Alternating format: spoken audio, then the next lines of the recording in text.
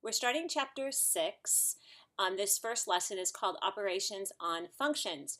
So this is actually cut and paste from your textbook. So you do have this in your textbook as well as on your notes.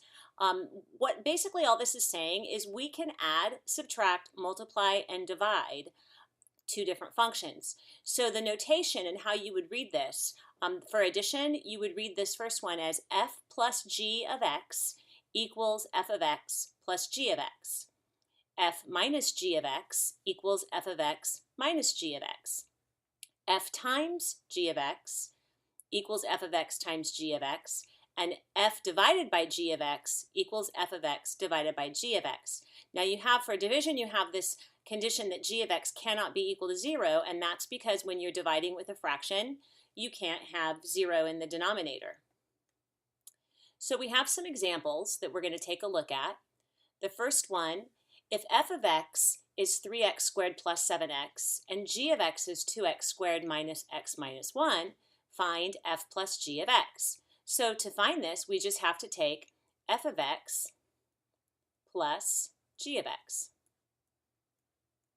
So we have 3x squared plus 7x plus 2x squared minus x minus 1. Now, we wouldn't have to put parentheses in it since we're adding, but if you get in that habit, then when you subtract, you won't make a careless mistake. So we combine like terms. So 3x squared plus 2x squared is 5x squared. 7x minus x gives me a positive 6x. And then I have plus a negative 1, so I'm just going to put minus 1.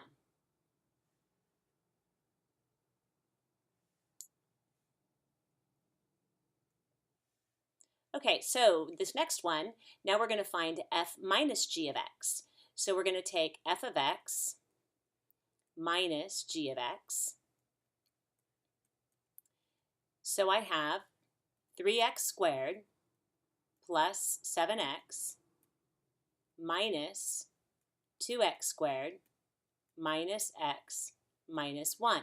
Now this is why I think it's a good idea to have parentheses, because we have to distribute this minus sign to the second set of parentheses. So when we do this, we get 3x squared plus 7x minus 2x squared. That's going to make this a plus x and a plus 1. So now you can combine like terms. 3x squared minus 2x squared just gives me x squared. 7x plus x is 8x. And then I have a plus 1. And that's it. Okay, so I'd like you to try this problem. So you're going to go ahead and come up with your answer. So you have this on your paper, so you guys can pause the video, and you're going to do this problem, and then you're going to do problem B. So you'll do both parts. I'm not going to be telling you the answer on the video, so you guys can agree on an answer, and I would assume if you all agree that you're probably right. So go ahead and do those two problems.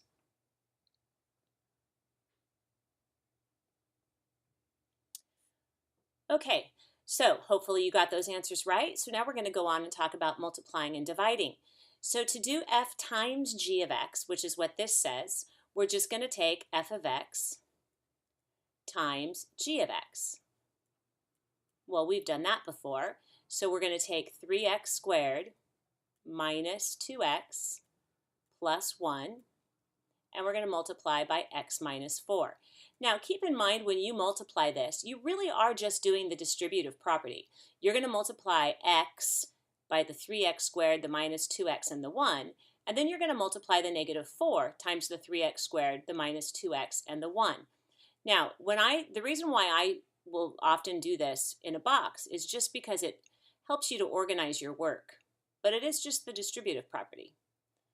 So we're going to have 3x squared minus 2x plus 1 times x minus 4. So I get 3x cubed minus 2x squared plus x, and here we'll have a negative 12x squared, positive 8x, and a minus 4. And when you combine like terms, you get 3x cubed minus 14x squared plus 9x minus 4. And that's your answer for multiplying.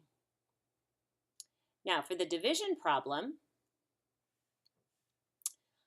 we're going to take f divided by g of x. So we're going to take f of x divided by g of x, which gives us 3x squared minus 2x plus 1 divided by x minus 4. Now remember when we set up this division problem that we can't divide by 0. So we have to have the condition that x minus 4 is not equal to 0, which means x can't be equal to 4 if you just add 4 to both sides. So x can't be equal to 4 because that would mean that you were dividing by 0.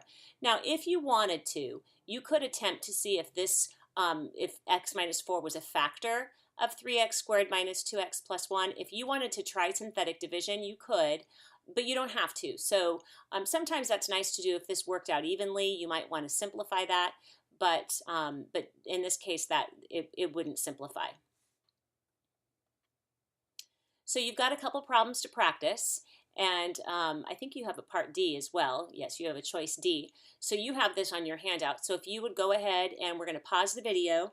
You guys are going to go ahead and do example 2 on this. Check your progress. You're going to do the multiplication problem, and then you're going to do the division problem.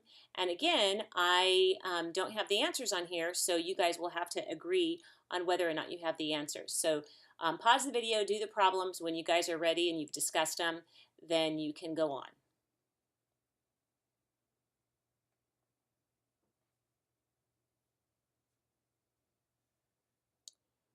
Okay, the next thing I want to talk about is called composition of functions. So this is a little different.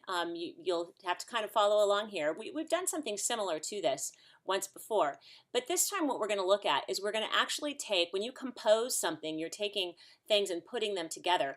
So we're going to actually have two different functions here, and we're going to put one function inside the other. Now the way that you read this would be f of g of x is what you would say. And what this means is we're going to be taking the g of x function and putting it inside the f of x function. And so you'll see some examples of that. So what will happen is you'll take a value, the domain of g, and you'll evaluate that answer. And then whatever you get for an answer, you're going to put into another function, in this case called f. And your ending result will be f of g of x. So I'm going to show you with some examples what we mean by that. So for the first example, I have ordered pairs for my function. So I've got the ordered pair 2, 6, 9, 4, 7, 7, 0, negative 1. And g of x is 7, 0, negative 1, 7, 4, 9, and 8, 2. Now remember, we can tell whether or not they're functions by, if we plotted the points and ran a vertical line test, we would have to make sure that our vertical line doesn't go through 2 points at once. So the first thing we're asked to find is f of g of x. So again, it looks like fog, but it's not fog. So f of g of x. Now this is one notation, but I actually prefer this notation like this. And the reason why is because this gives you the image better, that g of x is inside f of x. And you always start with this inside function too, first. But you need to make sure you recognize both forms of the types of notation. So what this is telling us to do then is we're going to take a value from g of x. So for example, I'm going to take a 7.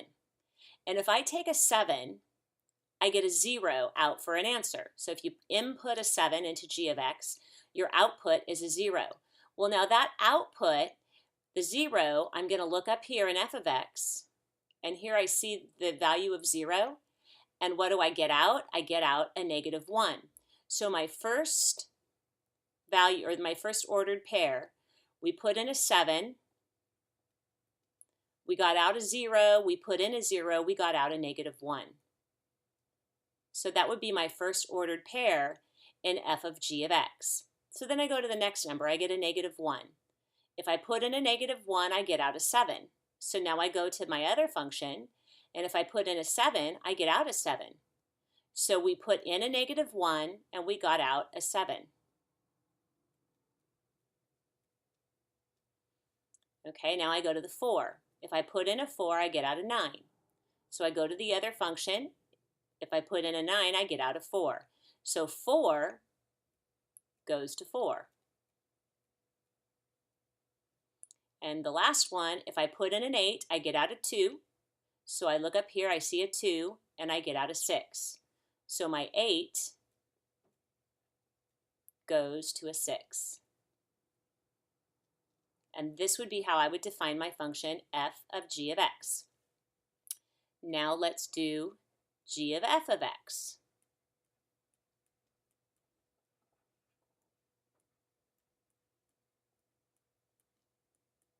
So now we're just going to start with f of x instead.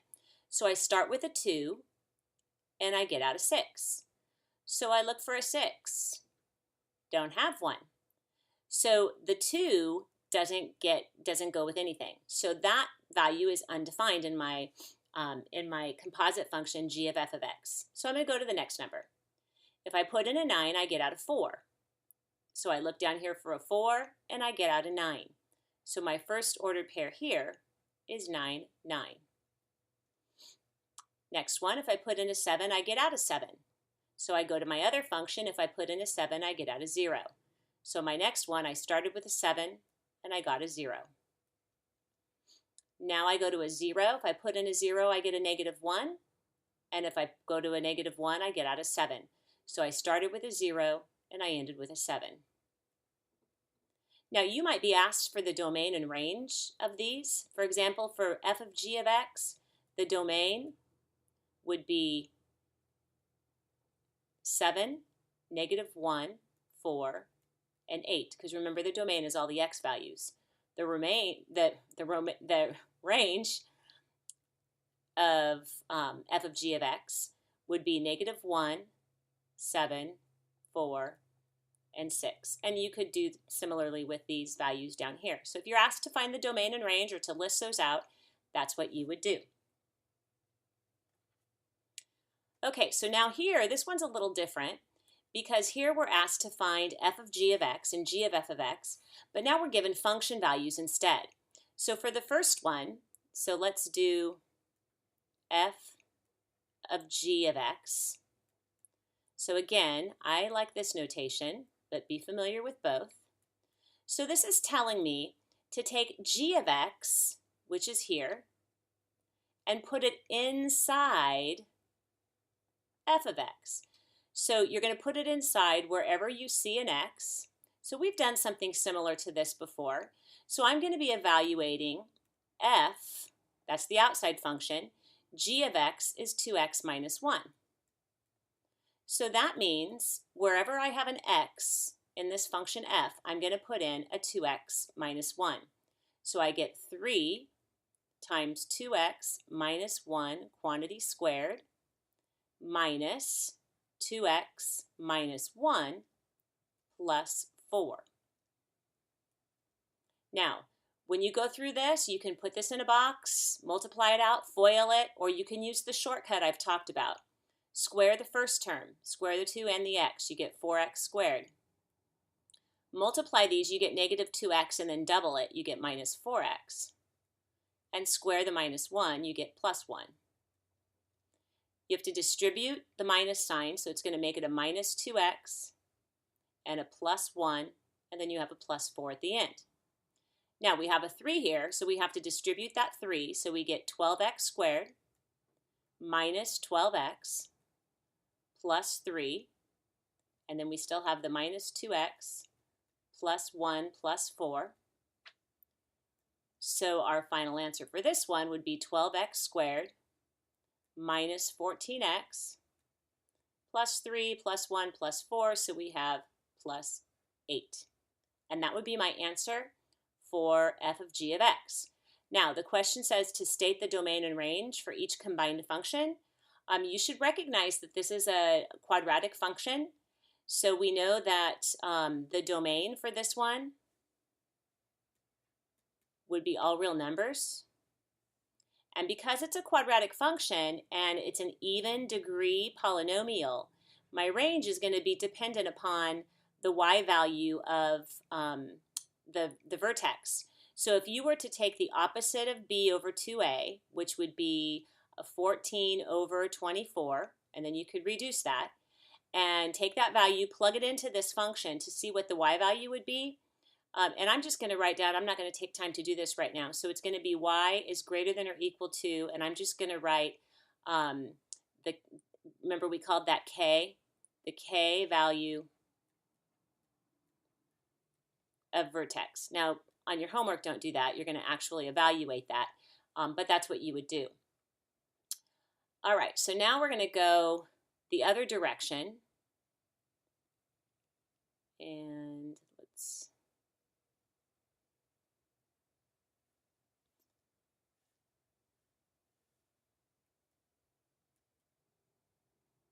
Okay, so this time we're going to do g of f of x. So that means that we're going to switch it around and put f of x inside of g of x. Now the good news is this one's going to be easier, because now we're going to take f of x and we're going to put it inside here.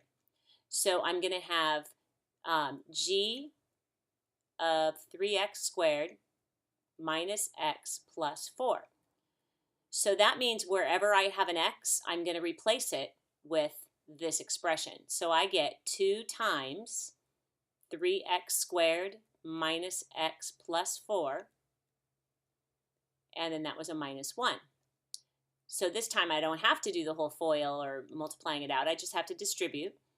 6x squared minus 2x plus 8 minus 1. So we get 6x squared minus 2x plus 7. The domain, again, all real numbers.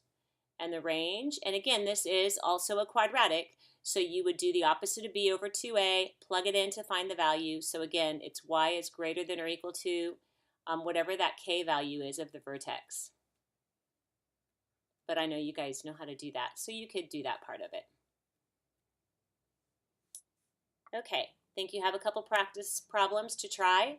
So you're going to go ahead and try this problem. I don't have answer choices there this time.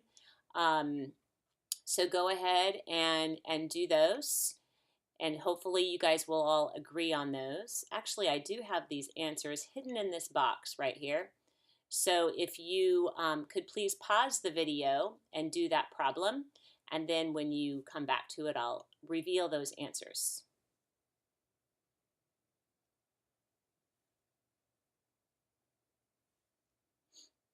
Hopefully it was paused. So this is what you should get for an answer for f of g of x and g of f of x. Okay, now you're going to go ahead and try the next problem. So once again, please pause the video, and when you get a chance, once you've had a chance to answer those, then you can come push play and go on.